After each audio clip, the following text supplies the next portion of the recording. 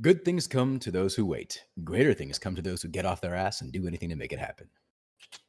Here's the battle plan. We're going to start with emergency procedures. So pull up your pilot operating handbook that we handed out, and then we'll talk about this week's questions. We'll get into an ACS discussion. It's going to be all about airport operations, and then we'll do a Q&A.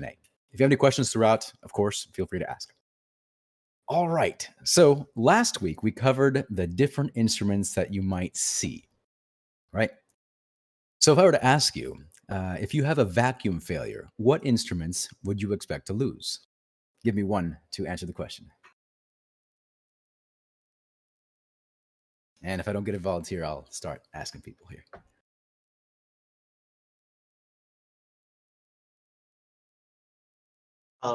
Artificial horizon and gyro, I think. Yeah, that's right. These are both vacuum-driven instruments. So if we lose our vacuum system, we're not going to be able to trust our attitude indicator or our heading indicator. Nice. All right. Let's say we lose our electrical system. What instrument would we expect to lose?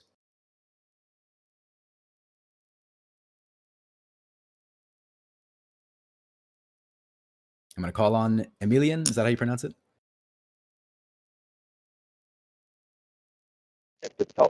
I'm not sure why would. I'm trying to. Sorry. Yeah, your turn coordinator. That's right. If you have an electrical failure, your turn coordinator is going to go out. All right. And what system does that leave for our six-pack?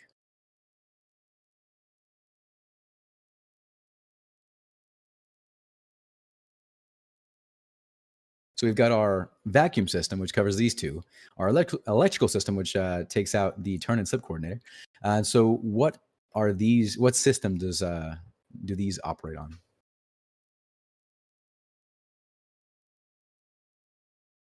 Let's see. I'm going to call out Peter May. Oh, go ahead.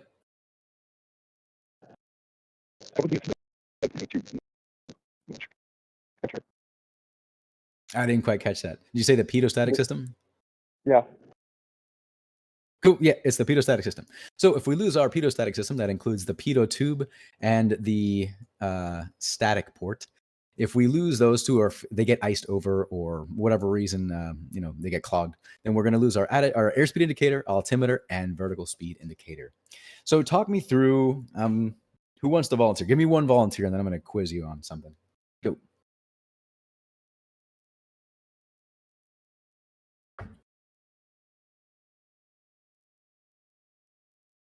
Who's feeling brave? How about Jack? How you feeling it? Jack, what do you think? Sorry, can you repeat the question, please? Yeah, I'm just asking for one volunteer. So check it out. We're on the takeoff roll, and we have an engine failure during takeoff. What are we going to do? Got the exact procedure, but I'm pretty sure you would apply the brake immediately. Right. So referring to our pilot operating handbook, we would bring the throttle to idle, so throttle back, brakes on, flaps up, and then mixture idle cutoff, ignition switch to off, and then the master switch off. That is the steps that we would take. But you're absolutely right. If we haven't lifted off the ground yet, we're still on the ground, and for whatever reason our engine just cuts out, we're just going to apply the brakes, come to a stop, and then shut the aircraft down essentially. So that's a little different from an engine failure immediately after takeoff. So what are your thoughts immediately after takeoff? And then engine failure right here. I think after takeoff, you would want to look for a suitable place to make an emergency landing. Yeah, not bad. So the mnemonic device we use is ABC. Airspeed, best place to land in checklist. If we are just off the runway, we're pretty much just going to pitch for 65 knots or our best glide speed, VG. And then, like you said, just find a place to land directly ahead of us.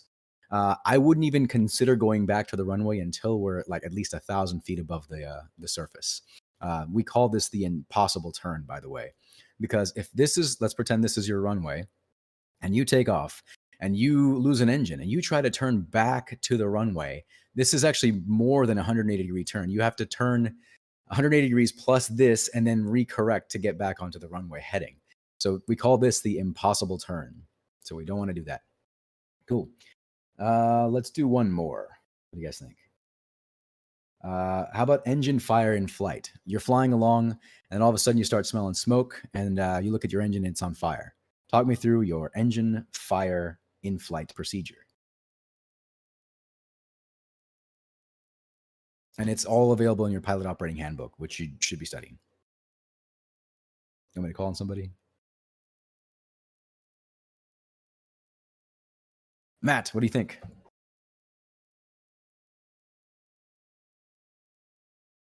I currently don't have access to the handbooks. My computer's been messy, but I think you'd cut engine and then go to optimal glide speed.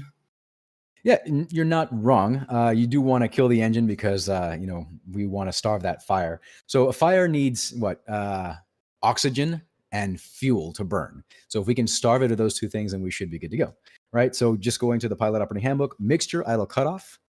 We kill the mix, fuel selector valve off, or or this guy right here. Fuel selector valve off, master switch off, cabin heat and air off. And that's going to be over here. That guy, cabin heat and air off, airspeed. So instead of gliding down, we're actually going to pitch for an emergency descent speed, which is 100 knots. So we're going to pitch down with our yoke and trim off for 100 knots to try to extinguish that fire. And then if we can't get it out, then we're going to execute a forced landing. Yeah. Okay, cool. How do you guys do you guys prefer not being called, or do you want me to just talk and not bug you guys? Can I get some feedback on that? Yes or no? It sounds like you guys don't like it. Okay, we'll move on. Let's talk about airport operations. If I'm not mistaken, this week you guys should be getting into some airport stuff. So let's just review it. We're going to start with radio communications and ATC light signals. Shoot. There we go. So we're going to talk about communication between the pilot, you and me, and the ATC controllers throughout phases of flight. We're also going to talk about the light gun signals that we use if we lose our radios. We're going to talk about radio communications, ATC clearance and instructions, and how to use them, and selecting frequencies and light gun signals. And again, this is if we lose our radio communications. Why do we care? Communication is a critical link in the ATC system. Basically, we have to have open communications between pilots and air traffic control to be safe in the air. Operating in and out of controlled airport, as well as much of the national airspace system, requires an aircraft to have two-way radio communications. That means that a lot of the places you're going to be flying to, you are legally required to have radios. There are some airports that you don't, but like Class Bravo airspace or the bigger airfields, you're going to need to have a working radio. And by understanding proper radio communication procedures, the link can be strong, providing safer flying for everyone. So anytime you're on the radios, you want to make sure your communication is clear and concise, and you are understanding everything the controller is telling you. Understanding is the single most important part of a pilot controller communication. If you don't understand something, it's okay to say again, please. They would rather you ask them for clarification, them being ATC. They would rather you ask them to clarify something than to go in and be like, yeah, I totally understood what they said, and then fly yourself into a mountain, right? Brevity is important, keeping the lines of communication clear, but it's better to understand something and take the time to confirm that you understand something. You need to acknowledge every radio call with your call sign. So if you say, if ATC is like climb and maintain 2000, you have to say climb and maintain 2000 tail number, Cessna 38 Echo or whatever. If you're ever unsure of what to say or how to say it, you can go, use the pilot controller glossary. But it's better, again, to just use plain English. If you aren't sure of what to say or what the proper phrase is, you can always just say, plain English of whatever you need to say. Anytime you change to a new radio frequency, you want to listen first. Listen and make sure you're not going to step on somebody before you step on somebody. And you want to, what I do is actually practice my radio calls every time I'm about to say it. I say it like 2 or 3 times. I'm like getting, up to the runway. I'm like, Cessna 38 Echo, and I say it like 3 or 4 times before I actually put it out there so I don't screw up. And then, of course, I always screw it up anyways. So be alert to other radio calls or lack of radio calls. You might not be on the right frequency. That's something else to think about. You don't want to step on other people. And at the same time, you don't want to be calling on the wrong frequency and talking to nobody, right? If you're not getting a response, check your volume, your frequency, and mic settings if you're not hearing anything. In general, your radio calls are going to be who you are, like you, this is me, this is where I am, this is what I want, and this is what I know. So that's like Payne Tower. Payne Tower, this is me, Cessna 2438 Echo, holding short of Delta, that's where I am, for a northbound departure, what I want, and where what I know with information alpha. Anytime we are talking to a tower, we're going to listen to the weather frequency first to make sure we know what the weather's doing at the field, and it's going to be given in a alpha, bravo, some alphabetic letter, so that you let them know, hey, I've got information Delta, and they know that your weather knowledge is up to date. Now that's at a towered field. Now what happens if you're going to an untowered field? Well, you still need to communicate with other pilots in the area, but instead of calling the tower, you're going to say something like Arlington traffic. So if you're talking to Payne Tower, you'll be like, hey, Payne Tower, Cessna 38 Echo, blah, blah, blah. If you're talking to a non-towered field, you're going to be talking to the other pilots by saying Arlington traffic, Cessna 2438 Echo, blah, blah, blah, blah, blah, right? So tower versus traffic. Your ATC clearance is an authorization to proceed under specified conditions in controlled airspace. So they're going to say you're allowed to do this, and they expect you to comply with that. You need to read it back and record it, by the way. This is why it's good to have a good kneeboard. Record what they said, read it back to confirm that you got the right message. And then if everything's good, then you comply, right? So they'll typically include things like altitude assignments, vectors, runway assignments. There are some things that you absolutely need to repeat back, like hold short instructions. If they say cleared for takeoff, runway 34, you need to repeat with cleared for takeoff and the runway that you're on, because you don't want to be turning in the wrong direction and taking off in the wrong direction. Land and hold short operations, that's if you have two intersecting runways, right? If you have two intersecting runways and you're coming to land here and they say land and hold short of this runway, you need to stop in this distance rather than the entire length of the runway. And so you have to make the decision if that is safe. And you always have the ability to say unable. By the way, as a pilot, one of my favorite words in pilot speak is the word unable. It literally just means, hey, whatever you ask me to do, I can't do it, and I'm not going to do it. And that's okay. You can say unable if it's going to jeopardize your flight or your passengers. And ATC has to find a way to work around it, right? You can always ask for a different course of action too. If ATC is like, yeah, land and hold short, you can say unable. Can we try landing, can we, go in the pattern, another loop or whatever? And they might give it to you. Or you might say cancel landing intentions, go do something else, right? The point is, you are pilot in command and you always have the ability to, make safe decisions.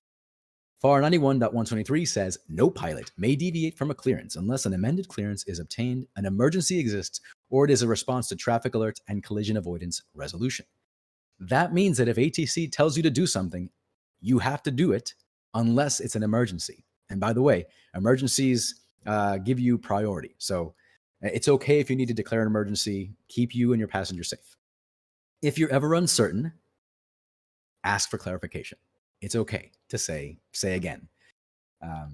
It can be a little scary operating on the radios. Like, I know it took me a while to get comfortable on them, even having been in the Army. Like, radio communications are our bread and butter. But it's still uncomfortable. It can be a little scary for a brand new pilot. So get some practice. By the way, have you guys been checking out Live ATC? That's a really good place to get comfortable listening to the radios. All right, so let's talk about selecting frequencies. When we do our Northwest craft, right, when we do a flight plan, we have to know everything there is to know, all the information we can find about an airport we're going to. One of those things is finding the right frequencies. I like to have them on my kneeboard in the order that I'm going to use them. So weather, then ground, then tower, then Seattle departure, and then the weather at the next airfield, and then the CTAF or whatever, right? You always want to have these clearly labeled and in sequential order on your knee board, so you don't have to go digging for it in the chart supplement or in the sectional charts or ForeFlight. This is where you can find them, by the way. SkyVector, you can also look over there. Yeah. So have your frequencies ready to roll before you depart. If you find yourself in a situation where you need to go looking for a frequency in the middle of a flight, fly the plane first. Aviate, navigate, communicate. It is important to fly the plane and not crash into a mountain trying to find a radio frequency. So fly the plane first. Use your available resources to find the frequencies needed. Planning documents should be organized and accessible. This is very important right here, especially for single pilots. If we don't have a flight crew to rely on, you have to have everything ready and organized in a fashion that is going to make it easy for you to pull up anything you need.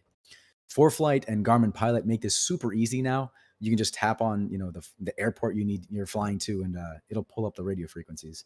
Don't get complacent. I always think it's a good idea to start with paper charts and learning how to fly, just the fundamentals before moving on to cool stuff like Garmin Pilot and ForeFlight. Yeah, so chart supplement, sectional, ForeFlight, etc. This is where you find your radio frequencies. So what happens when you lose your radio? And it happens. It happened to me twice already. It's not the end of the world.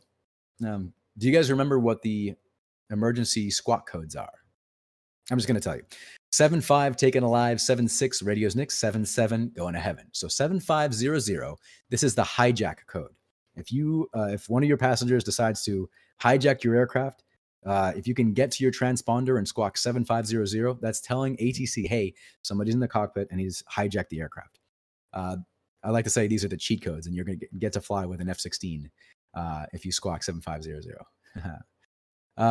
7600, radio's next. So if you lose your radio and you troubleshoot it and confirm that it's not like an error, squawk 7600. This will let ATC know, hey, I don't have a functioning radio right now. I need your help.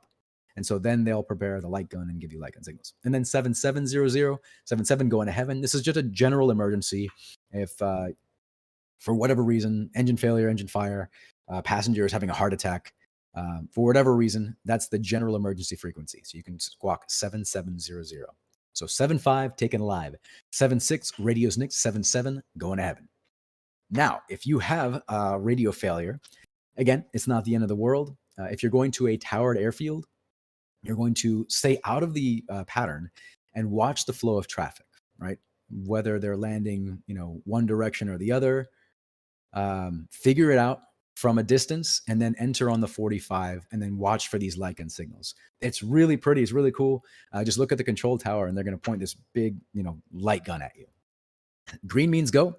So steady green. If you're on the ground, you're clear for takeoff. If you're in the air, you're clear to land. And we're just going to bypass the movement of vehicles. We're just going to focus on airplane stuff for now.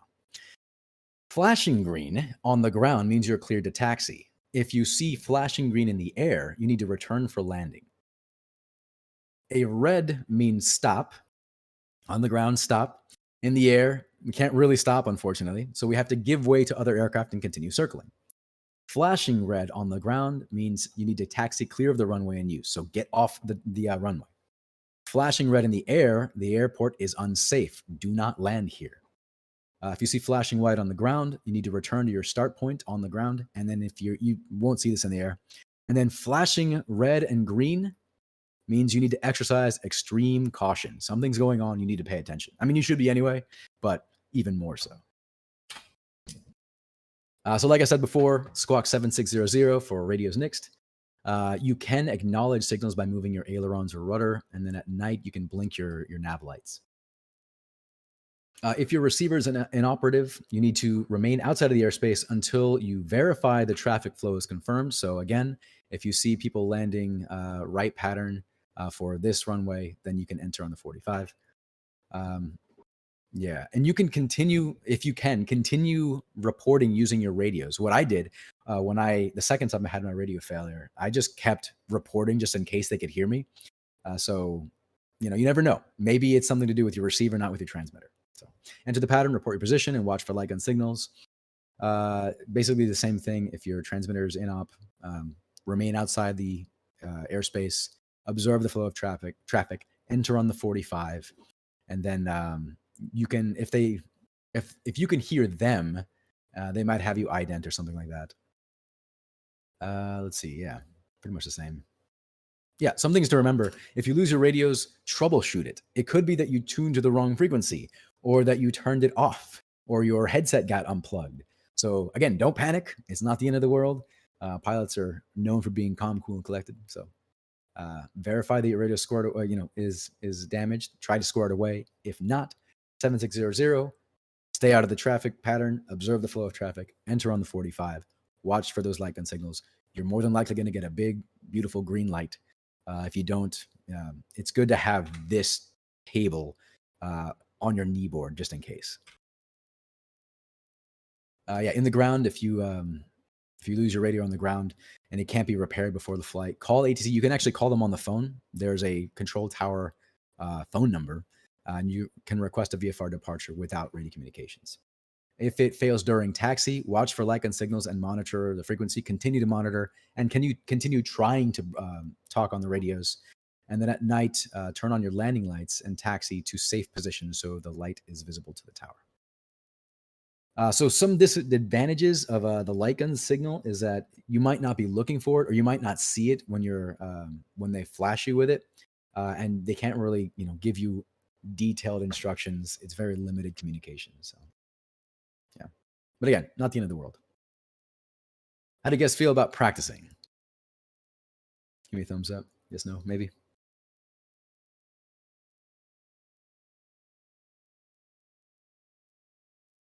All right, no worries. We can bypass the practice if you guys aren't feeling it. This is how it would work. Essentially, I would have one person say, hey, Payne Tower, Husky 1 at the central ramp for a northbound departure with Alpha. And again, that Alpha would be the radio or the weather information. And I would respond as the tower, Husky 1, taxi to runway 34 left via Delta Juliet Alpha. And you would respond, taxi to 34 left via Delta Juliet Alpha, Husky 1. And this is how it would go. You go through this taxiway diagram, Delta Juliet Alpha to 34 left right here. All right, so this is what it look like. Delta Juliet Alpha. All right. Another example would be Payne. I just realized I said tower. My mistake. So when you're on the ground, you actually want to talk to Payne Ground. Ground actually controls all the taxiways, and then tower controls all the runways and the airspace. So my mistake. It would be Payne Ground, Husky 2 at the east ramp for a westbound departure with Charlie. Husky 2, taxi to 34 right via Foxtrot. And you would respond, taxi to 34 right via Foxtrot, Husky 2. And you would go from here on Foxtrot, taxiway Foxtrot, and hold short of the runway here. All right. And as we're departing, let's go back to Husky 1, holding short at Alpha 10. Payne Tower, Husky 1, holding short 34 left at Alpha 10 for a northbound departure. And then Payne Tower would respond, Husky 1, runway 34 left, clear for takeoff. And you would respond, Husky 1, clear for takeoff, runway 34 left. And you would depart. Now let's go back to Husky 2. Husky 2 holding short of 34 right. Payne Tower, Husky 2 holding short 34 right, westbound departure. Husky 2, runway 34 right, clear for takeoff. And then you would respond, Husky 2, clear for takeoff, 34 right. And you would depart. Like that. That's kind of how it would go. You guys don't seem super talkative today, so we'll just continue on. This is the second part of the radio practice. Essentially, now we're out, in the airspace. Now we need to talk to Payne Tower. So let's say we're up here over Marysville, right? And this is Husky 1 again. You would say Payne Tower, Husky 1 over Marysville to land with Alpha, right? So you're saying, hey, Payne Tower, this is me, Husky 1. I am over Marysville. I want to land, and I know information Charlie, or whatever. And again, that is the weather information. And then they would give you instructions. Husky 1, enter on the right downwind for runway 34 right, report midfield. And then you would say, enter on the right downwind for 34 right, report midfield, Husky 1. And then you'd come in and land. And Husky 2 could be over here, over, Bush Point, I guess. And the same thing. Payne Tower, Husky 2 over Bush Point for full stop landing with information Charlie. Payne Tower to respond, Husky 2, enter on the left downwind, 34 left. report midfield. And then you would say, Husky 2, enter left downwind, 3-4 left, report midfield. Bam. And again, it's just practicing that radio. Most of the time, if you go listen to live ATC, you're going to hear the same radio call twice, right? ATC is going to say something, and then the aircraft is going to repeat it back. So if you kind of get in that rhythm, you can anticipate what the second person is going to say. You can even say it for them as you practice, right? And if you're, comfortable with it, ask one of your buddies to help you out. Hey, would you mind helping me practice my radio calls? Or you can, ask me to help. Questions? I have a question about the weather knowledge. If you have outdated, like if I have knowledge on Alpha, but they've already gotten to Charlie, how will the air traffic respond? Oh, they'll just say, be advised whether Charlie is active now or whatever. Okay, so they'll still let you proceed, but they just let you know that you're outdated? Yep, pretty much. So they'll just let you know, hey, that weather has changed, and it's up to you to either, go to that other frequency and listen to it, or if it's something like important, they're like, oh, we're actually landing 3-4 right now, as opposed to 1-6 left. Like the runways have flipped. If it's something crazy like that, like we're no longer landing this way, now we're landing this way, they'll tell you. But if it's something minor, like the winds shifted by like 5 degrees, it's not a huge deal. So yeah, at the end of the day, ATC is just gonna be like, hey, be advised weather's Charlie now. Good question. Thank you. I love it when you guys ask questions. All right, moving on. Let's talk about traffic patterns. So we kind of talked about this already earlier, but we're going to get into it now. We're going to talk about the rules. I have one question. Yeah, send What it. does entering on the 45 exactly mean? Great question. We're going to talk about that here in a second. But in really brief, when we are coming to land, we don't typically enter the pattern just going straight in. We actually come parallel to the runway we're going to land at, and we enter that parallel at a 45-degree angle, and we call that the 45. Got it. Yeah, and we're actually going to go in depth here in a second. So great question. So the rules and procedures involved with flying a proper traffic pattern at a controlled and uncontrolled airport. We're going to talk about the basics: controlled fields, uncontrolled fields, maintaining proper spacing, wind shear, and wake turbulence. Why? Because every flight begins and ends at an airport or other suitable landing area, and it is essential that every pilot learn the traffic rules, procedures, and pattern layouts that may be in use. So this is what the traffic pattern looks like, right? We depart. This is the upwind leg as we depart, the crosswind leg over here, the downwind leg, the base leg, and then final, right? The standard pattern is at 1,000 feet. So when you are up here, this is 1,000 feet above the airfield or above the airport elevation. You should always check the chart supplement for non-standard procedures. Some might, have some weird stuff going on. It's typically left turns. Some airfields have right patterns, like Payne Field has 2 runways, right? So to deconflict, one runway has left traffic while the other has right traffic. So when you're on 3-4 left, you're going to be making left turns in the pattern. When you're at 3-4 right, you're going to be making right turns in the pattern. So just be aware, some airports have non-standard procedures. So we talked about this before. Upwind, that's the departure leg on the extended center line. Crosswind, literally turning across or perpendicular to our departure. We want to be a 0.5 mile to 1 mile offset. Downwind, this is when we're flying parallel to the runway, again, at 1,000 feet typically. This is where you're going to do your pre-landing checks. So, your gas undercarriage mix, that kind of stuff. And then once you're abeam the runway or abeam the numbers right here, right, when you're aligned with the landing point that you're going to try to land at, this is when you're going to perform your landing configuration, right? So flaps 10, power to 1,500, 500 foot per minute rate of descent, that kind of stuff. Then once we're about 45 degrees away from the landing point, then we're going to make our base turn, and we're going to continue configuring the plane to land. When you are turning final right here, confirm your landing gear down.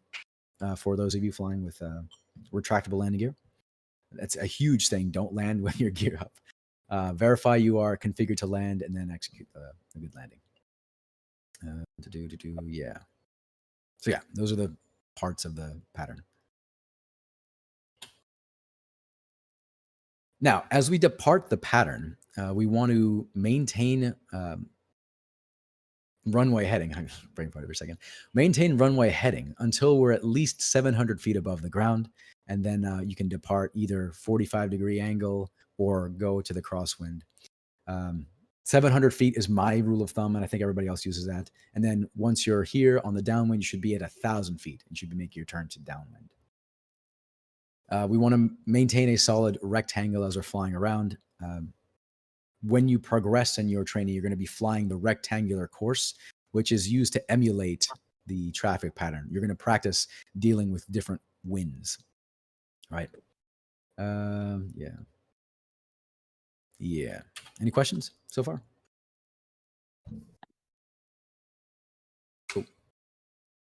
All right. So as you're coming in to an airfield to land, let's say you are 10 miles out. So actually, I like to start 15 miles out. 15 miles out, I like to pick up the radio, the weather frequency and listen to the weather, right? And then 10 miles out, you're going to call up the tower and say, Olympia Tower, Cessna 243 at Echo, 10 miles to the southwest to land with Charlie, like we said before. That's letting them know, hey, this is me, this is where I am, this is what I want to land, and this is the information that I have. Then they'll give you instructions on how to get in there. So if we go back to our pattern here, they're probably going to say enter on the 45 or enter downwind for runway, 19, right? For this one. So then you respond, enter on the downwind for runway 19. That literally means just enter on this 45 angle here for the downwind leg. Sometimes they'll say enter on the base or make straight in. If they tell you to enter on base, you're basically going to fly perpendicular to the runway and just enter right here. Sometimes you'll be coming from, extended final. They'll just say, make a straight in approach, and you'll just fly straight to the numbers.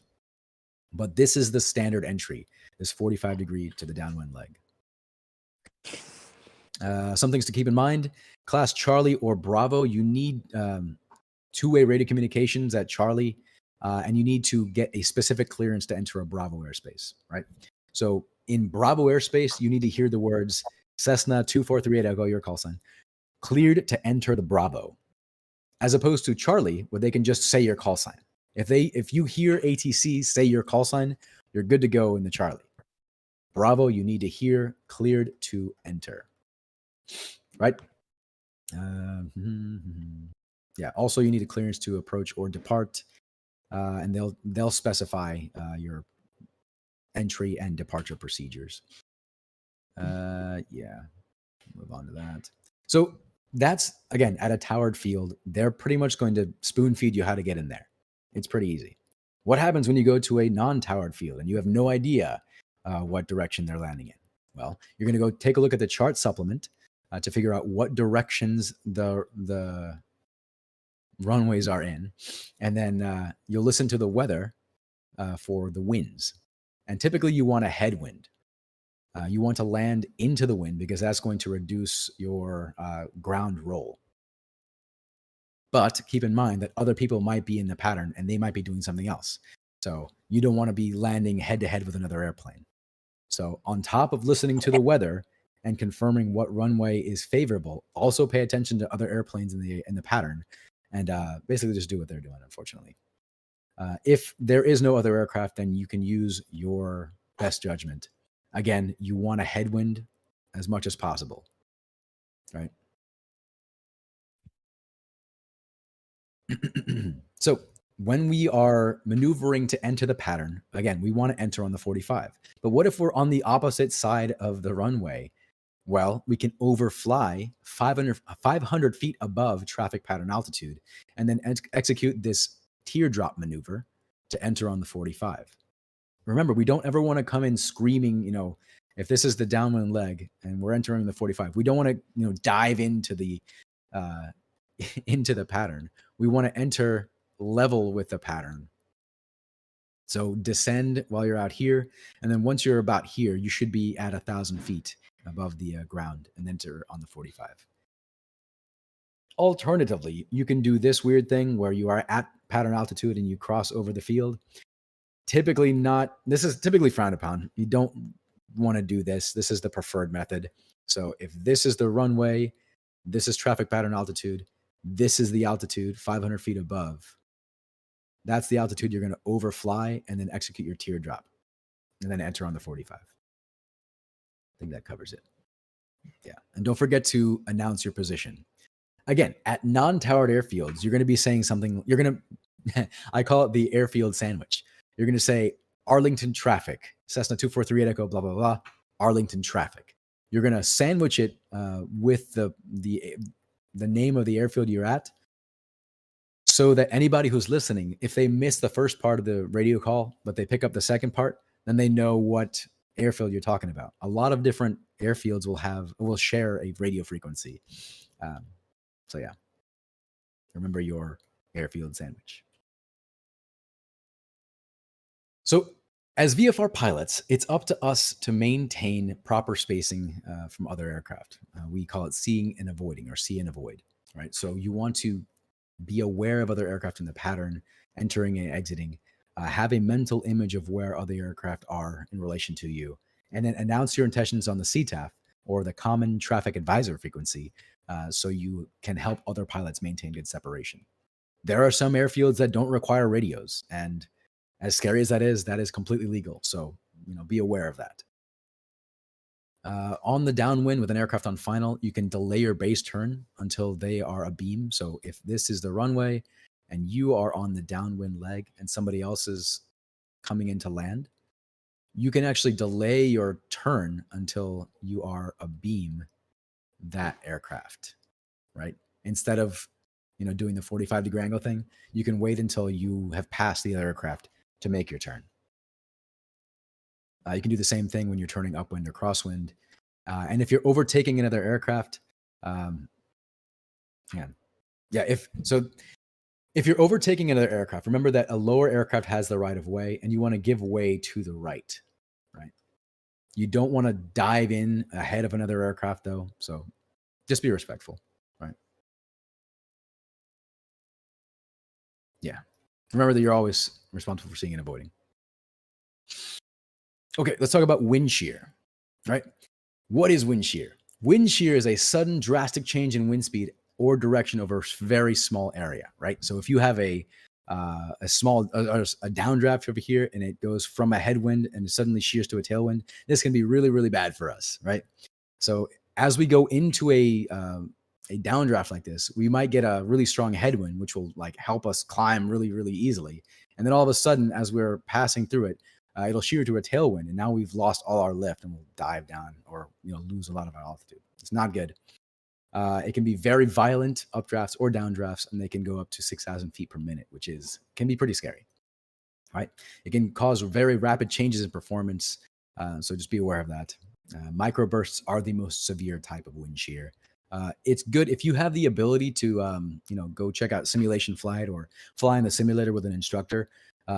Have your instructor put you through a microburst to see what it's like. It can be it can be uncomfortable, especially in IFR conditions, right?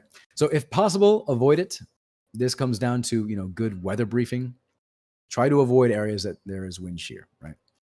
But if you do enter a microburst or heavy wind shear, follow your pilot operating handbook, which you should be studying.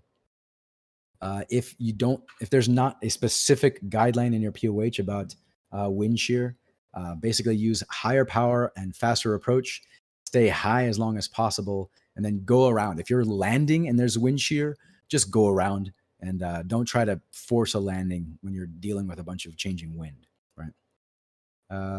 If descending in within 200 feet AGL, increase your pitch attitude as much as possible without stalling. Remember to try to keep flying as long as possible and try to get out of the wind shear. Wind shear is not fun, especially on the landing approach, so try to avoid it. Now, kind of in the same vein, things that are kind of hazardous to us as we're landing, this is wake turbulence, right? So if you have a very heavy aircraft departing or arriving before you, you have to be aware that their airfoils are going to generate a lot of wake turbulence. This is caused by the difference between high and low pressure below and above the wing, causing the air to move outward and upward around the wingtips and leading to counter-rotating vortices.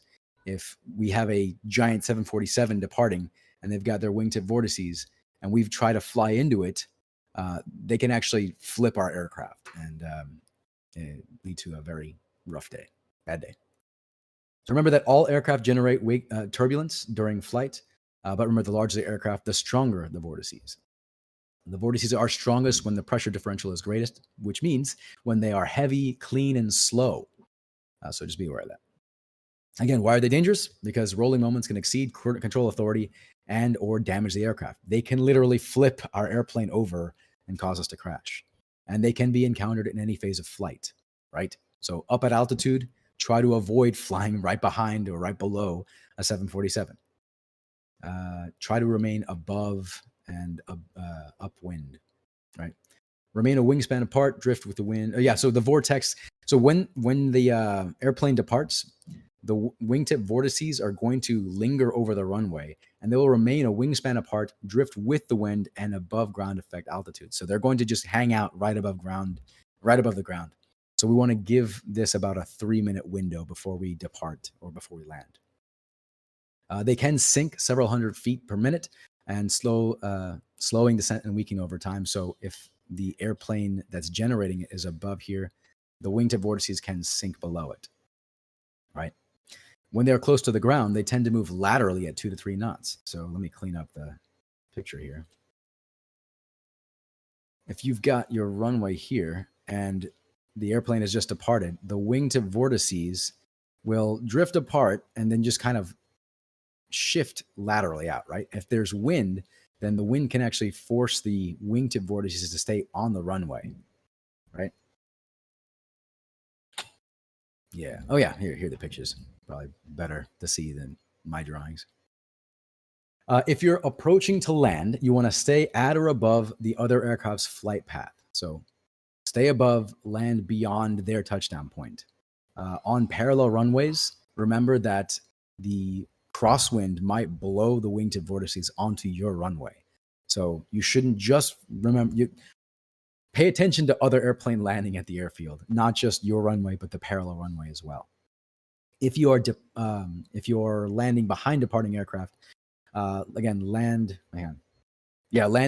behind departing aircraft. So if the aircraft is departing and you're landing, you want to land prior to their rotation point, and then again stay above their wake turbulence. If you are behind arriving aircraft, so an aircraft is landing before you, land beyond their touchdown point. So in general, remember, stay above and land above the other aircraft. If you're behind aircraft on a crossing runway, cross above their flight path. And if they rotate beyond the intersection, try to land prior to the intersection. This says 2 minutes. I've always gone with 3 minutes just for safety. I don't know. Personal minimums. By the way, I don't think we've talked about that. Legal minimums versus personal minimums. Really quick, just so we can get it, kind of cover it. The FAA publishes legal minimums for a lot of things, like weather or alcohol, right? It says that for Class Delta airspace, you need 3 miles visibility, 3152. So 3 miles visibility, 1,000 above, 500 below, and 2,000 feet of horizontal separation from clouds. My personal minimums are better than that, right? I don't want to fly in 3 miles visibility. I would go as low as 6 miles visibility. So that's my personal minimums. So keep that in mind. You should develop your own personal minimums on top of what the FAA has decided is the legal minimums, right? So the point of that is I wait 3 minutes behind departing heavies. If you're departing behind the aircraft, rotate prior to the rotation and climb above their flight path. Again, stay above. If you're at an intersection takeoff, if you're departing here, be alert that larger aircraft operations on runway, and then again wait 3 minutes after a large aircraft executing a missed approach. Questions? I know you guys don't like to talk much. By the way, if you have questions throughout the week, feel free to ask them. Send me a direct message.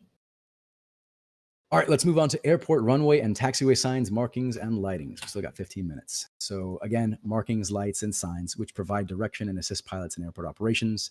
We're going to cover runway incursion avoidance, airport markings, airport signs, airport lights, and visual aids. Why do we care? Because understanding markings, lights, and signs will greatly assist in avoiding confusion, as well as runway incursions, and provide the ability to more easily maneuver through an airport complex. No, thanks, buddy. I appreciate it. In general, you should study and know airport signs and proper phraseology. The Aeronautical Information Manual actually has a whole chapter, I think, dedicated to airport signs. Go study them. I feel like they're pretty self-explanatory. I think the FAA made them so that they should be pretty clear what they mean when you see them, right? Anytime you're taxiing on the surface, have your taxi diagram out on your knee board, and follow along with your position on the airport. Review NOTAMs. These are notices to airmen. This should be part of your pre-flight planning anyways. So be aware if there are any taxiway closures or runway closures. Write down your taxi instructions, read them back, and specifically say hold short if they tell you to hold short anywhere. You should always turn on your taxi lights as you're taxiing. Maintain good situational awareness. Don't text and taxi, right? Don't text and drive. Pay attention to what you're doing, especially on the ground. Don't be that guy, right? Check for traffic. Anytime you're crossing an intersection, if you're coming through here and you see, you're crossing or you're turning onto a different taxiway, look both ways. I mean, it's pretty basic stuff. You guys all drive cars. You should be good to go. If you're ever lost or confused, you can always stop and ask ATC for help. You can ask for something called progressive taxi. If you're like, hey, Payne Tower, Cessna 38 Echo is unfamiliar with the airport, request progressive taxi, then they will talk you through your taxiing to the runway or wherever you're going. When you're landing, land the plane, fly the plane first. Don't worry about trying to make it off to a specific taxiway. But once you are able to, get off the runway expeditiously and obtain a taxi clearance before continuing. So when you land, fly the plane. Don't try to rush yourself.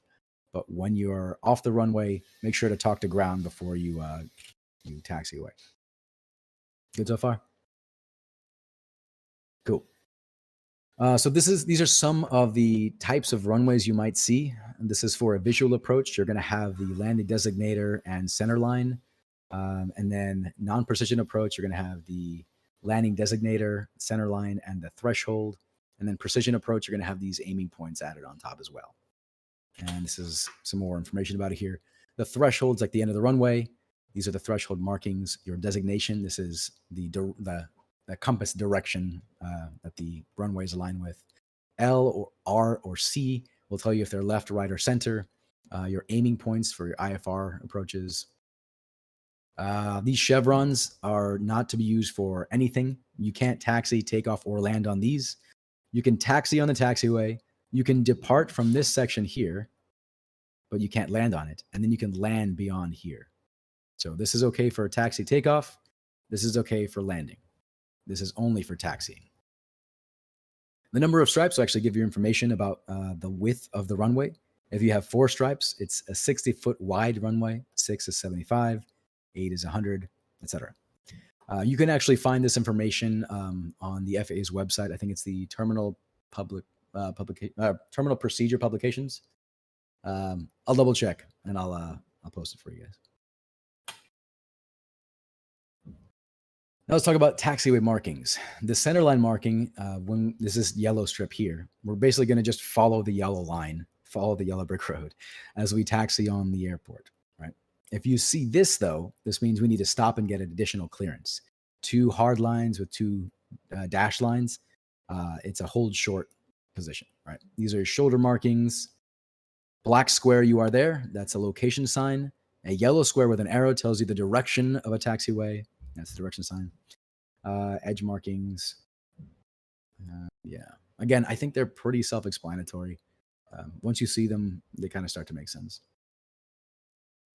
So here, I have a question about Yeah, go ahead. clearing the runway expeditiously. That was a few slides ago. Does that mean when you Sure. land, you just kind of go into the first taxiway you see, like within reason, or how does that Within work? reason, yeah. I would be very cautious. Like, yeah, the first taxiway I see, you could be pulling the e-brake and skidding, right? You don't want to do that. You want to land, controlled stop, essentially, and then roll to the nearest taxiway. Yeah, they might tell you exit at Alpha 6, but if you're not going to make it, you can just say unable or just continue to Alpha 7, right? Yeah. And just remember that, heavy aircraft behind you, they're getting paid to fly. So you can take up all the time you need to be safe. I'd rather you be safe and make somebody else go around than try to stop to soon and damage the aircraft or yourself. Okay. Yeah. So let's see. Starting from here, these are hold short. They basically, anything that's red is like a stop sign. You want to hold short of these positions and get additional clearance. 2 solid and 2 dashed lines, again, is a hold short marking. Black square, you are there. Tells you are on taxiway Bravo. This is for instrument landing systems. So if they tell you to hold short of the ILS critical area, that's because they're probably using the instrument landing system and you don't want to interfere with it.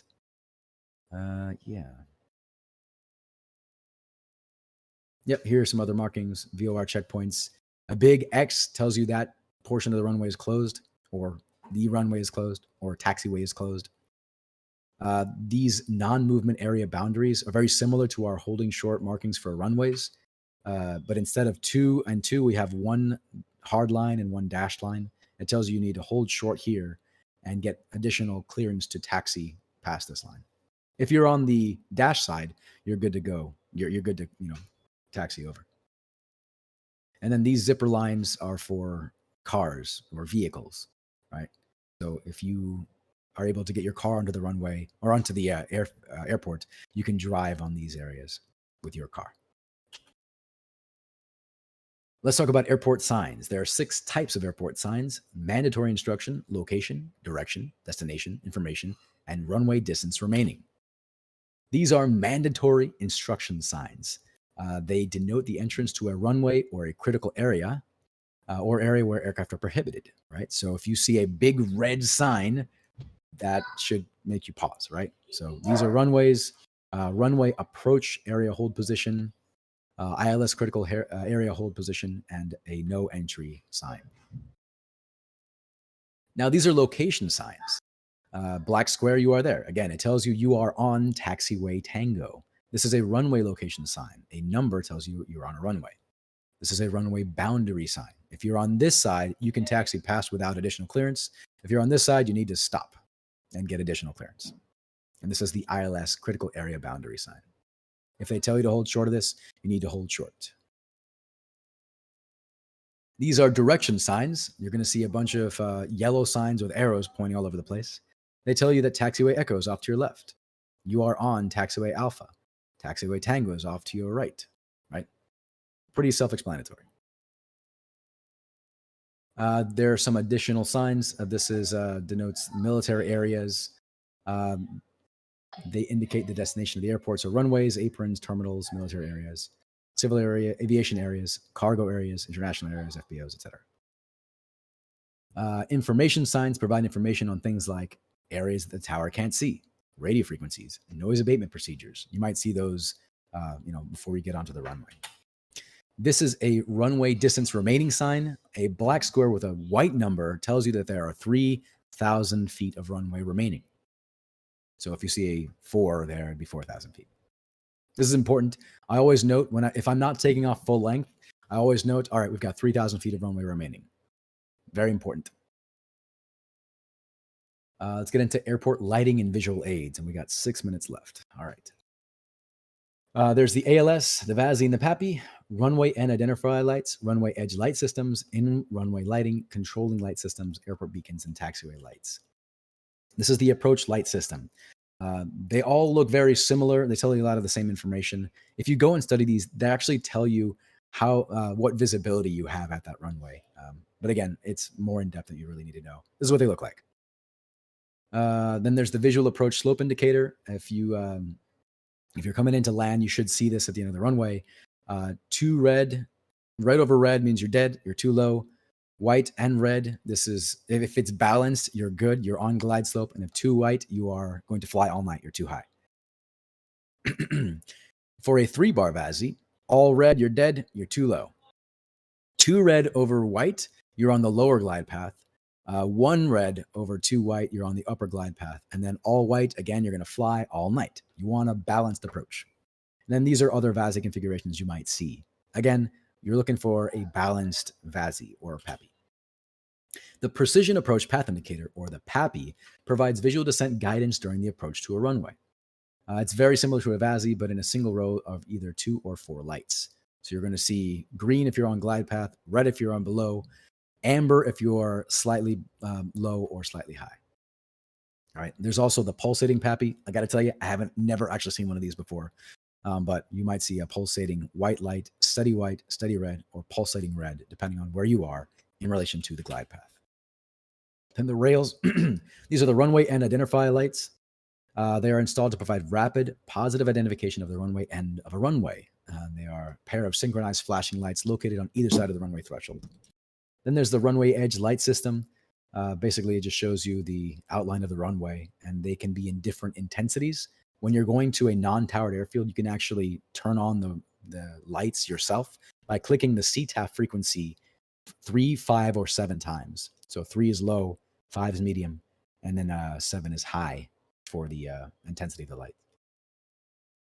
Yeah. If you see red, you're getting towards the end of the runway, basically. Let's see, there's the in-runway lighting that's going to include the runway centerline light system that's going to tell you where the center line is. It's going to be pretty much white until you get to the last 3,000 feet where it alternates red and white. And then 1,000 feet from the end of the runway, that's going to be all red. It's going to tell you, hey, you need to stop now or you're going to run out of runway soon. There's the touchdown zone lights on some precision runways to indicate the touchdown zone in adverse visibility. And then there's the taxi center line leadoff lights. These provide visual guidance for exiting the runway. You'll see alternating green or yellow lights from the runway centerline to one light position beyond the hold position. There's the taxiway centerline lead-on lights. These provide visual guidance for getting onto the runway. And there's the same color as a lead-off, bidirectional. So one side light emits light for lead-on and the other for the lead-off. Then there's the land and hold short lights used to tell you where to hold short on some runways, approved for lasso. That's, again, land and hold short operations. Yeah, row of pulsating white lights that's all across the runway. You get the idea. Again, most of this stuff is pretty obvious when you see it. It's going to look like a giant runway that's lit up like a Christmas tree. Blue is a taxiway. White is, for the most part, runways. At a towered airport, your control tower is going to control the lighting. But like I said before, if you are at a non-towered airport, you can use the CTAF frequency, click it a couple of times to change the intensity of the lights. If you see an airport beacon operating during the day, it typically means that it's instrument flight rules. So VFR pilots are going to have a rough time. But again, they're used to identify airports and differentiate between types of airports. So at night, these will be helpful to see. White and green is land airport. White and yellow is a seaport. White, green is a military airport. Green, yellow, and white is a lighted heliport. Right. Again, if you see the operation of the beacon during the day, it's a good chance it's IFR conditions, or it is IFR conditions. Yeah. Taxiway edge lights, like I said, are blue. Center lights are white for the most part, except when we get to the end of the runway. Trying to move on here. We've only got 2 minutes left. Yeah. Any questions? I think, like I said, it's pretty self-explanatory. If you see red, it's, pay attention, stop. Any questions about runway stuff or any thoughts on the course that you guys are taking, which, by the way, you guys are doing great? No? Still got another minute.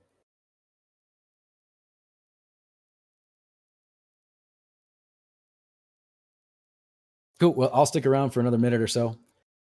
If nothing else, thanks for hanging out with me, guys. I really appreciate it. It's really cool that you guys are sticking with it. If there's any way I can improve, please let me know. I know I tend to go a little fast. If I need to slow things down or if I need to cut some things out, let me know. And if you're not enjoying it, please let me know. I really don't want to waste your time. Sweet.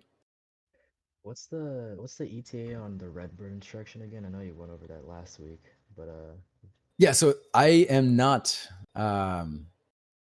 I'm not actually in charge of the Redbird simulator. So I don't know when they're planning on rolling that out. I'm going to talk to Devon about that and see if I can, get trained to make sure that I'm doing everything right. If I go and train you guys on it. But right now I'm not the Redbird guy. Hope that helps. are there going to be any opportunities for you to help us out on sims or instruct us on sims? Get flight hours basically on a sim.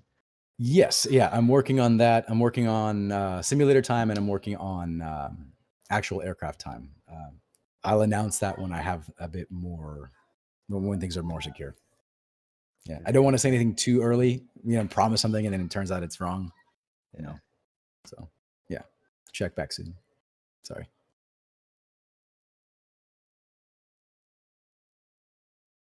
Sweet.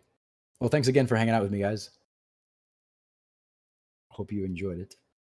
I'll post this once I get the audio and the visual, synced up. I'll post it on the YouTube channel, and we'll be good to go. If nothing else, it's good seeing you guys. Thank you. See you. Thank you. Thank you.